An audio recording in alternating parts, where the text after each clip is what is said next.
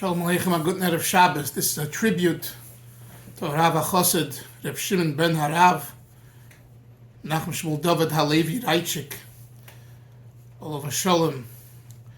Reb Shimon Raichik was a Chasidic Yid, the Rav of the congregation Levi Yitzchak in La Brea in Los Angeles.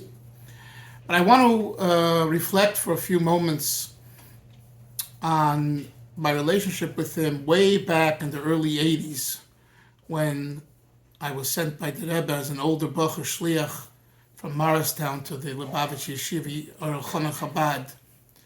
I also want to say that the family, my brother-in-law is Reb Shalom Raichik, Reb Shimon's younger brother, and Reb Shimon's wife, Rebbetzin Chana Liebe Raichik, and all the other Raichik brothers, children, and to the extended Los Angeles Lubavitcher community, Anash. The Raichiks are a mainstay, have been, are, and will be, till Mashiach's coming and after Mashiach's coming of that community. The father, Reb Shmuel David Raichik, was sent by the Rebbe Rayatz in 1949 as his shliach, and then with the Rebbe's encouragement and hundreds of letters and shlichus, and he traveled the world on behalf of Merkez and the yeshiva, and there's so much to say about him. A book has been written. I made a DVD about him. DVD is called the Shadar. He was a Shadar, a shluch of the Rabbanan, of the Rabbeim. And Reb Shimon, who passed away on Chof Kislev, which is associated, of course, with Yutas Kislev, very appropriate day. If someone is passing on, such a day represents Chassidus, Chabad, in all of its glory. And all of its glory is davening. Not only learning Chassidus and understanding Chassidus, but davening. And in the Raichik family, starting with Reb Shmuel David and his children, and also the new Rav, his son, Rabbi Yisrael Noach Raichik, who it was announced by Rabbi Shochat that he'll take over his father's position, both in the Rabbanis and the Shul and on the Vada Rabbanim of Los Angeles. And I know this younger man, as a Taira younger man, a Chassidic younger man, he davens Barichis, and he does Taivis, he helps people, he's kind and sweet, and very learned. So the choice was an excellent choice. And of course, it was a choice that the father, Reb Shimon, left. My understanding is he left the instructions that he wants that the Yerusha should go to his son to be the Rav. And Rabbi Shachar has said, according to the Rambam in Shulchan Aruch, you need to be Mekayim to fulfill the wishes of the deceased, in this case, the son becoming the Rav. So we wish him congratulations and Ole Chazak, and gets to ascend the crown and seat of Rabbanus and in the Chassidic Shul, and to bring the Lubavitch Chassidim throughout Los Angeles and all of California to more connection to HaKadosh Baruch Hu with Yerushalayim and the Rabbeim and the Rebbe and ultimately Mashiach. So back in 1981 is when I was introduced to Reb Shimon. I mean, I saw him in 770. He's several years older than me. So he was an older bacher when I was like 17, 18, going as a teenager, going into Morristown and coming from Shabbos and to 770 and seeing him. And I remember seeing him speaking to Rabbi Yoel. And I even remember once, I think, walking back from a Fabrengen, after a Fabrengen with Rabbi Yoel to Rabbi Yoel's house, and Reb Shimon Raichik was walking along and talking to Rabbi Yoel over the Sikha that the Sikhas, and asking. I have that memory walking on the streets of Kingston Avenue. He was also a shliach in the 1970s in Melbourne, Australia, to the Yeshiva Gedola, and would always speak about his impressions. And later, when I married into the family of the Serebranskis, and Reb Zalman and Reb Chaim, my shver, were mainstays of that yeshiva. and that entire Lubavitch community there, so we shared in common things to discuss about that as well. But in 1981, I really got to know him personally, and this is in the yeshiva, Bocher Shabbos, a time to daven. So I'm connecting this clip and the tribute to what I saw in him in his avodas Hashem, in his avodas Tefillah. There's many things you could talk about, and I'm sure people will write about and talk about, and everyone has their nuance.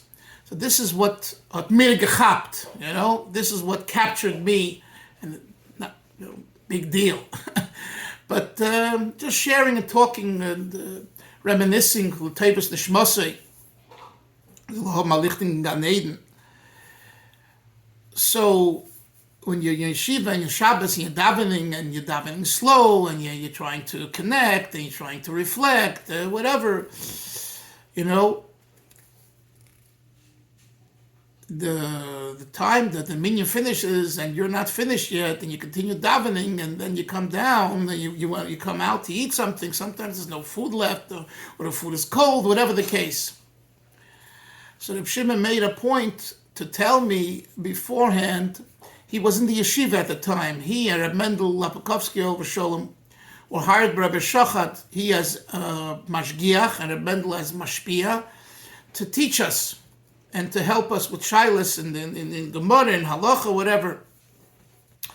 So we became close to both of them. Again, we knew them both as older bacharim, but now it was a different setting. So it was the group of 10 of us who came from Morristown, and who were our kind of direct superiors under Rabbi Shachat. Rabbi Shachat was busy, besides the shir, he was busy with, with raising funds for the yeshiva and administration and all kinds of things. It was Reb Shimon Raichik and Reb Mendel Lapkovsky. So Reb Shimon was the one who would come over to me and would say, I want you to come to my house whenever you finish davening. I want you to come to my house. And this was a beautiful thing. No one else did it. So I didn't have to rush my davening. And I could take my time, and I could be in shul for as many hours as I wanted. And I knew that there was always a place that I can go to have a warm Chasidic Shabbos meal. And here I must say, with tremendous gratitude and hakaras hatoiv to his wife, Rabbi Tzimtzan Liba.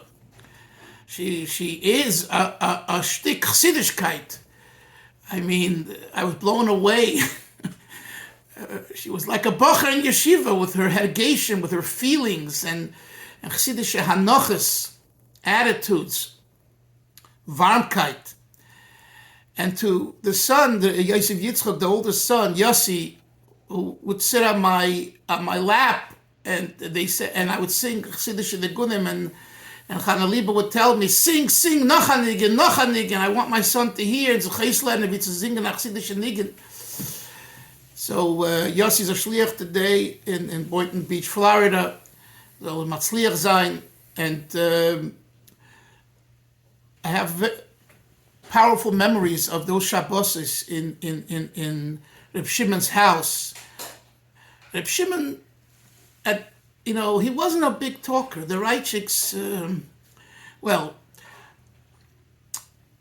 certain things, Reb Shmuel David Raichik, many times you couldn't hear a word of him. When he had to speak, a tegeret. But otherwise, smart people don't talk much, They leave it to others, to the fools. So Al Kolpanim, Reb Shimon was that way as well. He didn't, when he had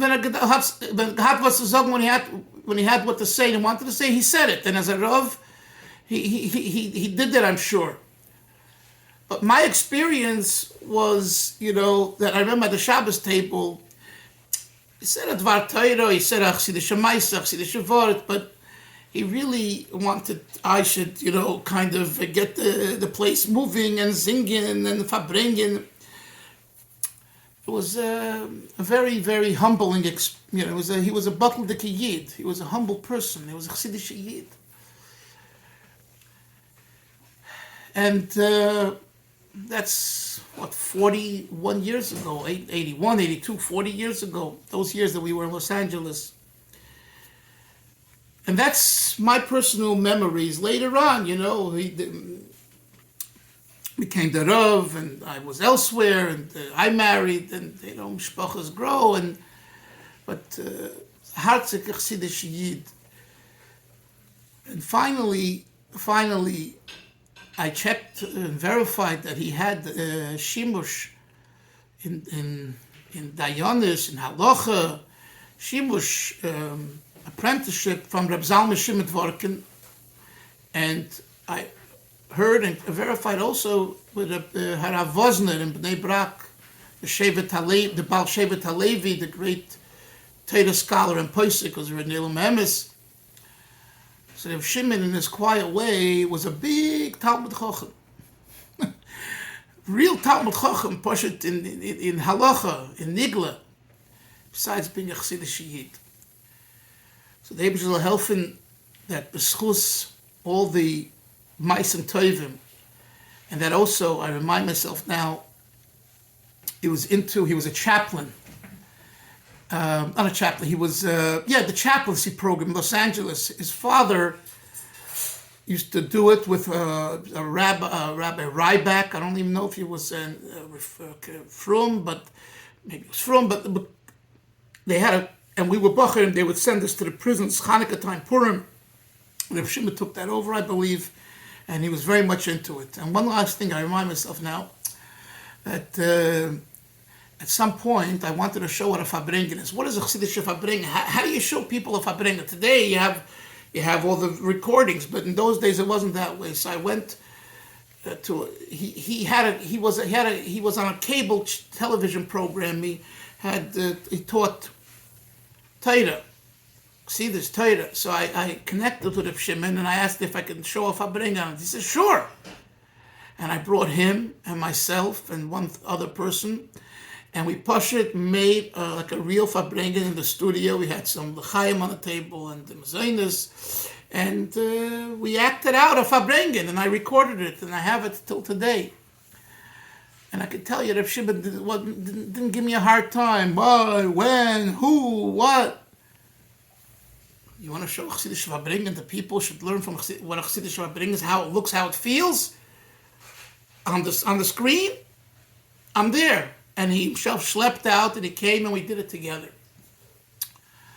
Kitzer Ramadan, Sheikh Neofer, Behu B'Teichem, so the ganze Mishpocha should have comfort and be zeicher to see him back with us, together with the Rebbe and everyone else, with Mashiach, Bias Mashiach Tzekenu, B'Korev Mamish, Amen, V'Amen, a guten Erev Shabbos.